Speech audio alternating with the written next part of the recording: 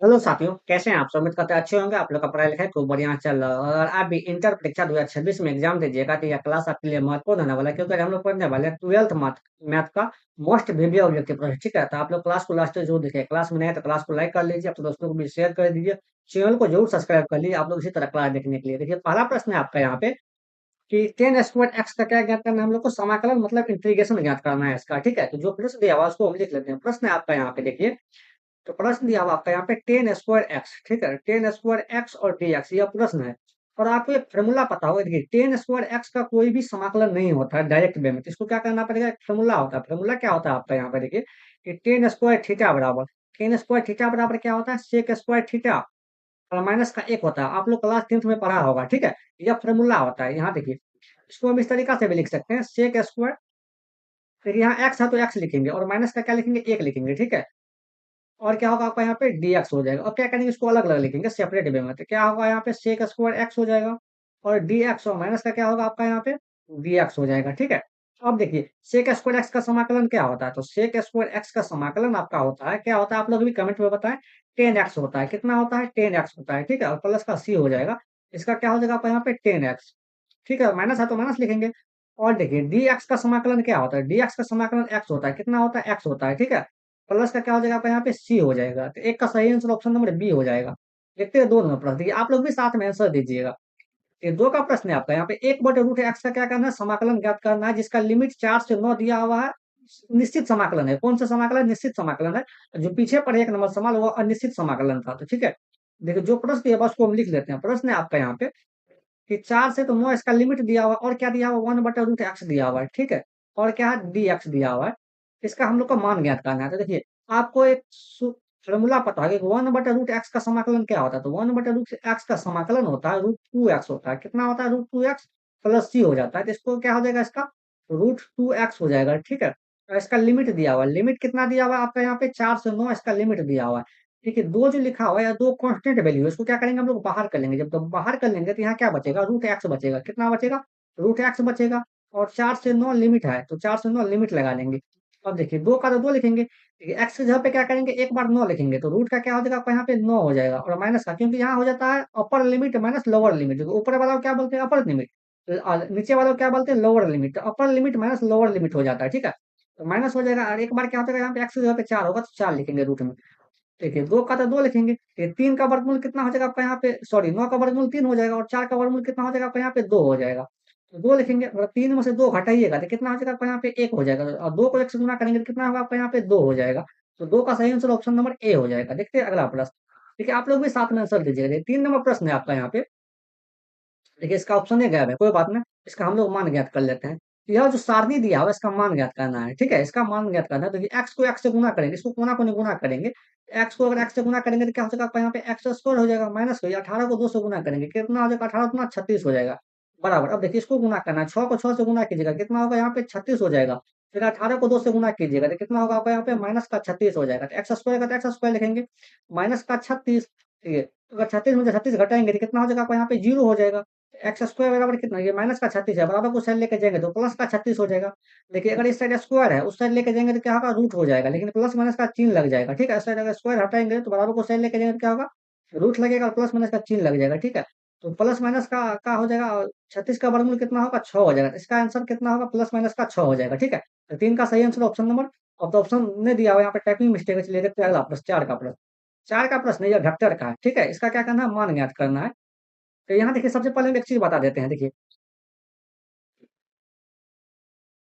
I dot I कितना होता है? एक होता है। ठीक है, जे डॉट जे इसका मान कितना होता है? एक होता है। और के डॉट के इसका मान कितना होता है आपका? एक होता है। आपको ध्यान रखना है। तो आई वाला को आई वाला से गुना करेंगे। तो ठीक है, क्योंकि डॉट लिखा हुआ है। आई 4 को 6 से गुना करेंगे तो 6 गुना 4 कितना हो जाएगा? 24 होगा। और आई डॉट आई कितना हो जाएगा आपका यहाँ पे? एक हो जाएगा, इसीलिए हम इसको नहीं लिखेंगे।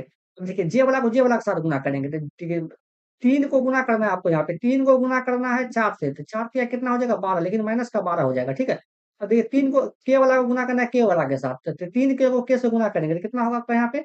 3 हो जाएगा। अब देखिए, 24 को और 3 को जोड़ेंगे तो कितना होगा आपका यहाँ पे? 27, और माइनस का 12 हो जाएगा। 27 में से 12 घटाएंगे तो कितना होगा आपका यहाँ पे? 15 हो जाएगा। तो 4 का सही आंसर ऑप्शन नंबर बी हो जाएगा। देखते हैं 5 का प्रश्न।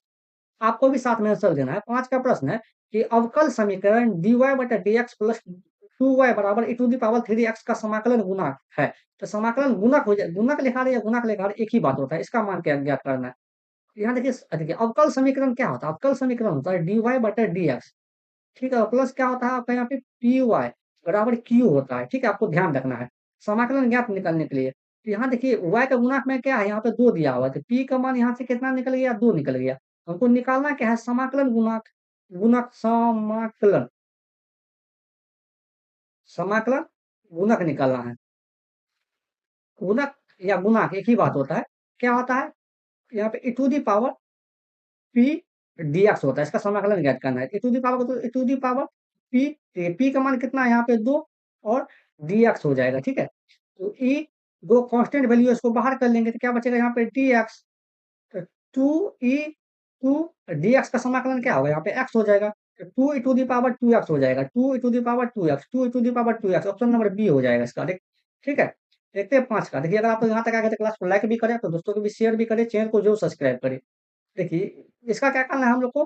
वो अवकलन ज्ञात करना है, मतलब 2 बार अवकलन करना है इसका, ठीक है? सेकंड ऑर्डर डेरिवेटिव ज्ञात करना है।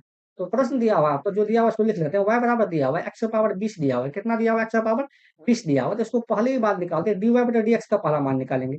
जब dy बटा dx का मान निकालेंगे तो क्या होगा यहाँ पे? x पावर 20 और बटा कितना होगा यहाँ पे? dx हो जाएगा। तो आपको एक फॉर्मूला पता होगा, dx पावर n। इसका क्या होता है फॉर्मूला? तो आप कहिएगा n x power n minus 1 हो जाता है, ठीक है? तो यही होता है। तो dy बटे कितना होगा आपका यहाँ पे? dx हो जाएगा।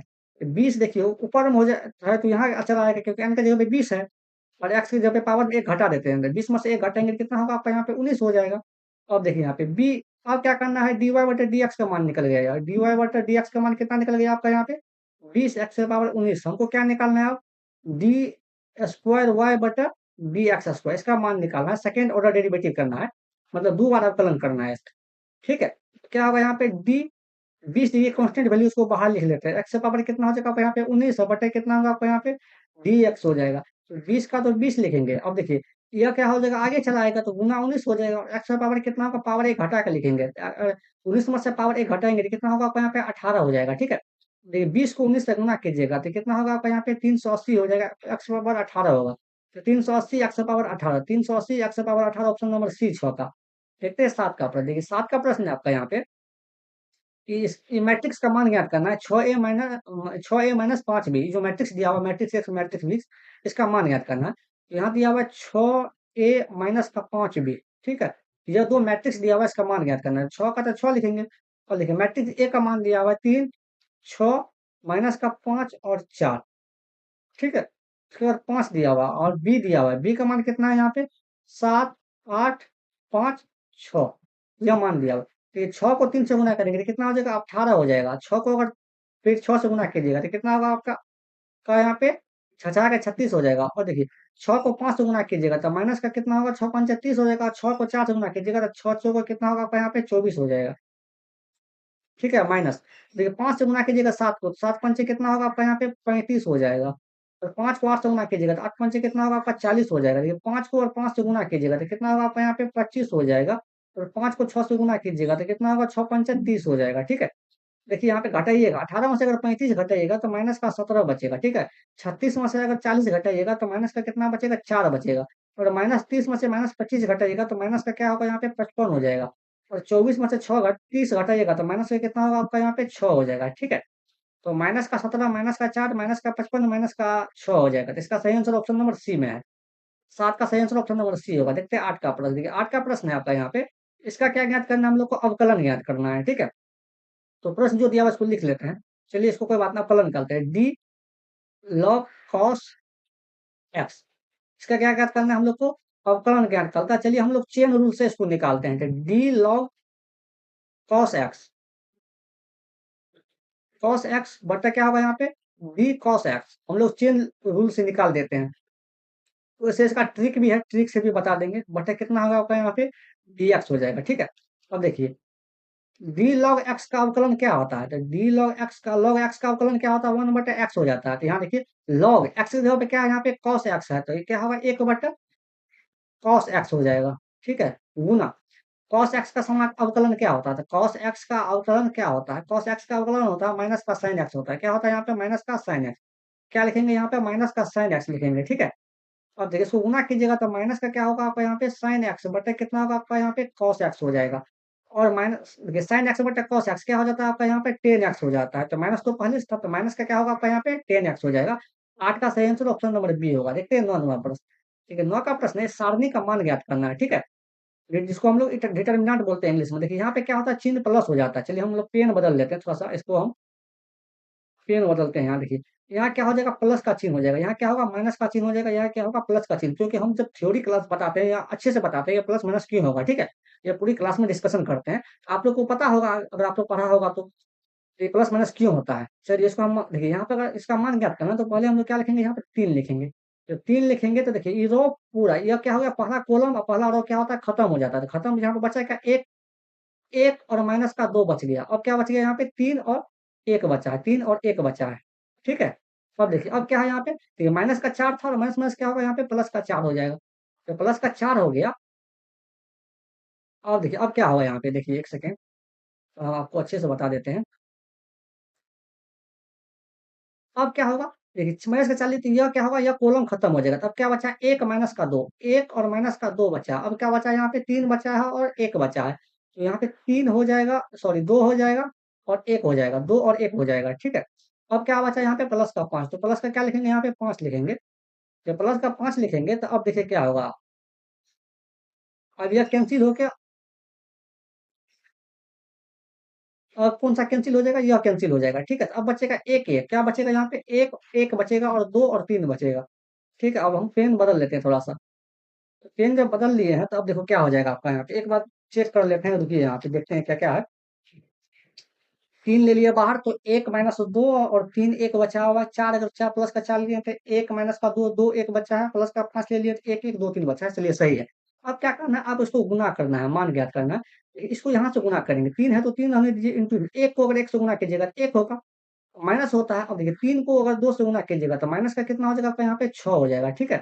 प्लस 4 है तो अब 1 को गुना कीजिएगा 1 से तो 1 होगा, और 2 को माइनस 2 को गुना कीजिएगा तो माइनस तो होबे करता है। यहाँ पे माइनस का क्या होगा? यहाँ पे 4 हो जाएगा।